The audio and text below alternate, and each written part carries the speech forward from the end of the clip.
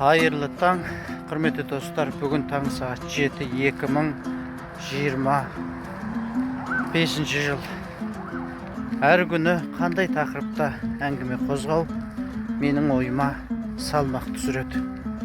Шаһар туралы айту керек пе?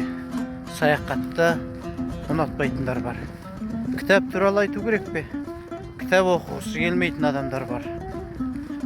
Өлең туралы айту керек пе? Поэзияны жаны сүймейтіндер бар. Әркімнің қиялы әр басқа.